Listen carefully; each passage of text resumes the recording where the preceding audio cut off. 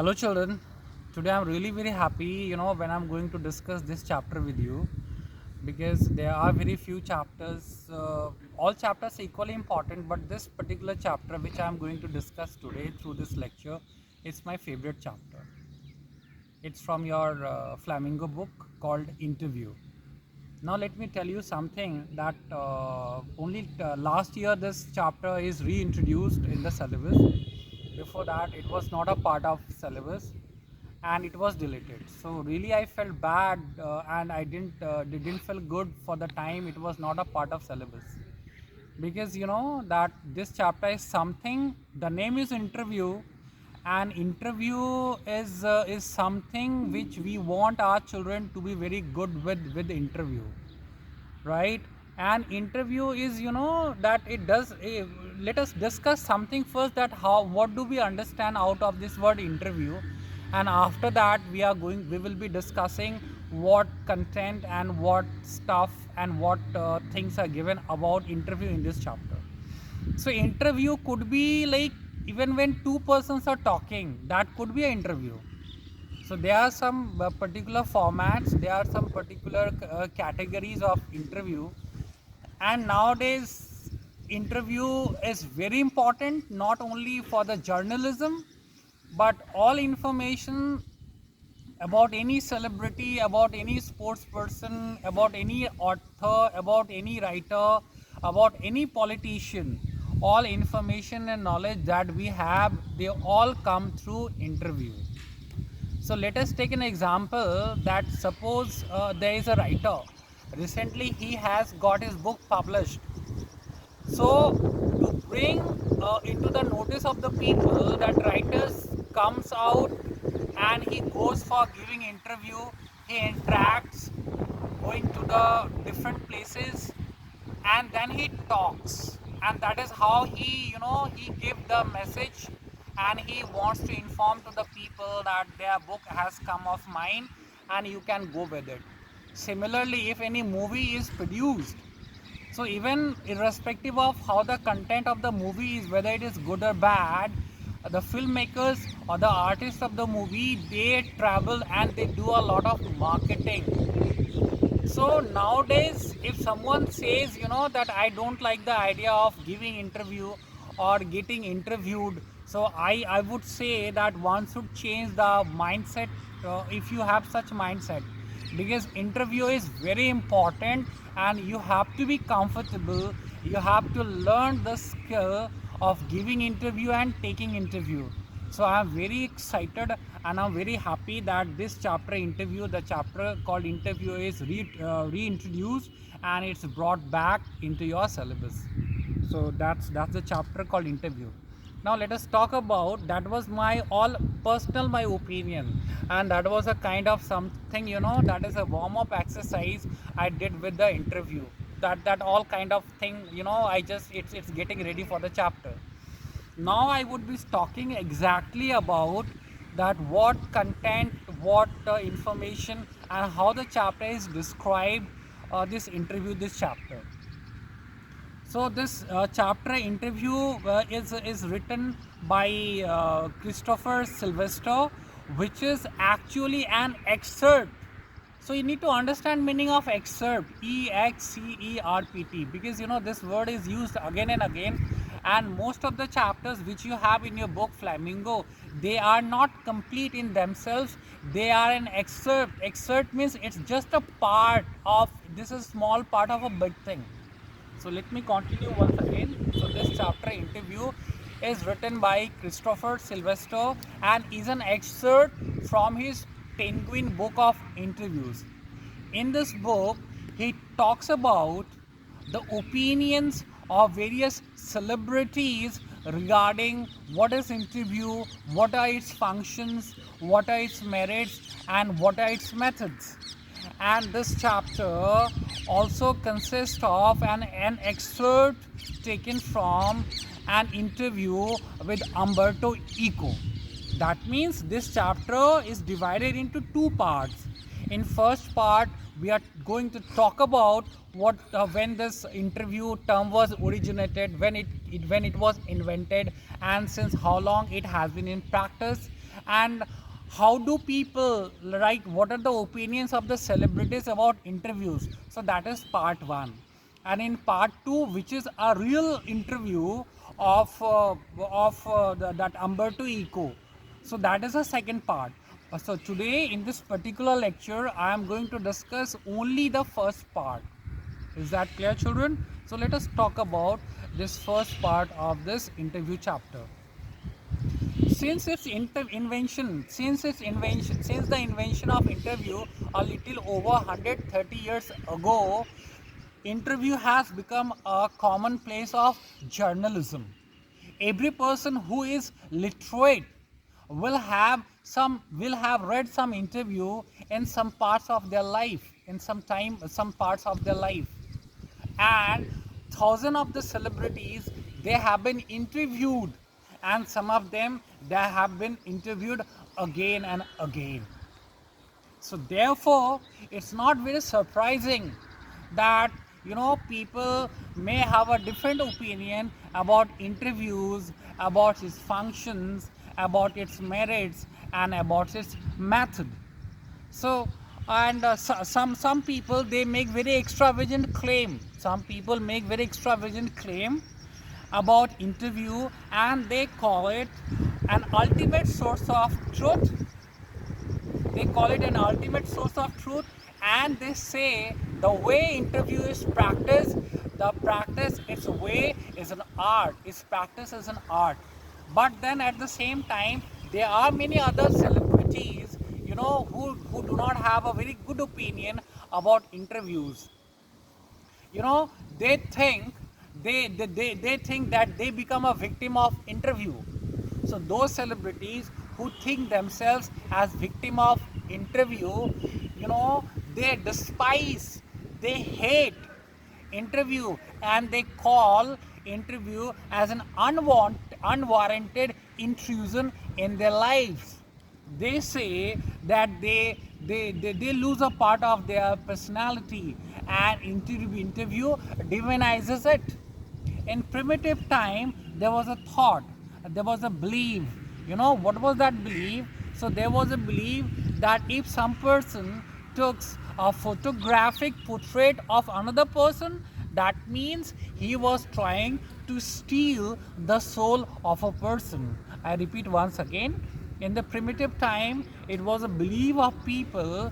So they thought if some person took interview of another person, so it was like, they did not know. So if some person took a photographic portrait of a person, so they thought they were trying to steal a part of their soul. So this was something, a general discussion. Now, as in when we move on, we move on with the chapter, we find we are going to have a look about some of the world famous writers, novelists, playwrights, about what did they think about interview. So let us start talking about what did V.S. Naipaul think about interview. So let us understand and let us know first of all that who was this person, V.S. Naipaul. So V.S. Naipaul was a cosmopolitan writer, and in his views, he presents the ancestors, the country of his ancestors, that is India. And V.S. Naipaul's ancestors, they were Indians. And V.S. Naipaul, he got Nobel Prize in Literature in 2001. So now let us talk about what did V.S. Naipaul think about interview. He did not have a very good opinion about interview. V.S. Naipaul thought that people get wounded, people get injured by interviews. The people get injured and people get wounded by interviews, and they lose a part of their personality. So these were the thoughts and opinions of V.S. Naipaul about interview. Now let us take about another one person, Lewis Carroll. Lewis Carroll, a very important writer and the creator of Alice in Wonderland. So now let us talk about what did Lewis Carroll think about interview. So Lewis Carroll said to have had a horrorful experience about interviewers, and he never really consented to give his interview.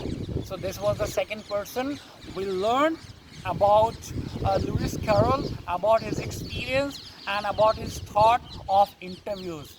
Now let us take further one very prominent writer, Rudyard Kipling. So Rudyard Kipling, the writer of Jungle Books. It's very famous among the youth, among the children. So the Jungle Book, all you know that Mowgli character. So that book was a creation of Rudyard Kipling. So now let us talk that what did Rudyard Kipling think about interview. It was, and his wife Caroline, even she did not have a very good opinion about interviewers. It was on 14th October 1892 when this Rudyard Kipling and his wife Caroline, they were in Boston in America, and their day in Boston was ruined by two reporters. And in his diary, Caroline mentioned that why did her husband refuse to give interview? Because as per Rudyard Kipling considered interview something immoral, something equal to a crime which deserves a punishment. It was cowardly and it was vile. He had all this opinion about interview, but then we see that he did this assault to Mark Twain. That means Rudyard Kipling took the interview of Mark Twain. That means he did not like the concept of interview and giving interview and being interviewed, but eventually he ended up taking interview of Mark Twain. Now let us talk about H.G. Wells. What did H.G. Wells think about interview? And so before that, I want to tell you that who was H.G. Wells. H.G. Wells is known for his science fiction. So three of his works are very popular with the people around the globe. One of the work is Time Machine. Time Machine is a very famous book by that H.G. Wells. Another book is called Invisible Man, which was a part of your syllabus till last year, till 2 years back. Invisible Man was a part of your book, your syllabus. And one third book which he has written, which has become very popular, which has gone popularity, was War of the Worlds. So now let us talk about what this H.G. Wells had to talk about interview. So even H.G. Wells, did not think very well about interview, and he called it an ordeal. It's a tough time. It's an ordeal. But we also see that after 40 years, H.G. Wells, took interview of Joseph Stalin. You know who was that Joseph Stalin? Joseph Stalin was a Russian revolutionary and politician. As the chapter moves on, there is another famous writer, and Saul Bellow. Saul Bellow, let us talk about who was this Saul Bellow. So Saul Bellow was a playwright and a novelist, and all his books were highly influenced from the Second World War, and he also got Nobel Prize in Literature in 1976. And what did Saul Bellow think about interview? He called interview as thumbprints on his windpipe. He had so negative views about interview. Now, irrespective of all negativities about interview, all about drawbacks, it has so much of positivities, it has so much of advantages, and no one can deny that interview is the supremely serviceable medium of communication. So now here we are going to talk something positive, because till now we have only talked in negative about interview, but now we are going to talk something about positive about interview. So interview is supremely serviceable medium of communication, and this time it has never this time, which was never like before, that our most vivid impressions about our contemporaries time is all through interviews, and let us see what Dennis Bryan has to say. So Dennis Bryan said something very positive about interview. He said that, today whatever the information we have available with us, it is a kind of one person asking a question to another. So it's all through interview. Whatever the information we have today, it's coming from interview, and that is a very positive view for taking from Dennis Bryan. And that's why, that's why in now today's time, interviewer enjoys a unprecedented position in influence and in power. So this was all information and content given in the first part of the chapter interview. And now if you want to take my personal opinion, so that how do you think about interview, so I would say, children, so that you should know how to stand, how to talk to people, looking into their eyes, how to face the camera, because you people are student of 21st century, right? And if you shy away talking to a person, right, अगर आपको बात करने में शर्म आ जाएगी, आप अगर बात करने में शर्माएंगे, अगर आपको इंटरव्यू देना पसंद नहीं होगा, और अगर आप कैमरा में आप आंखें डाल के कुछ बोल नहीं सकते हैं, तो ये तो हमारे इस टाइम के इस दौर के लिए एक बहुत गलत बात होगी। इसलिए बहुत ज़रूरी है बच्चे, इसलिए मैं ये सारे वीडियोस में ऐसे जगह पे बैठ के बनाता हूँ आउट ऑफ क्लासरूम, ताकि मैं आपको एक इतना कॉन्फिडेंस दे सकूँ कि इंग्लिश बोलना वाकई बहुत आसान है, राइट। इंग्लिश बोलना सीखो बच्चे, ये अभी के टाइम में सबसे इम्पॉर्टेंट है, इसके बिना आप हमेशा ही अधूरे बने रहेंगे। Take care, God bless you.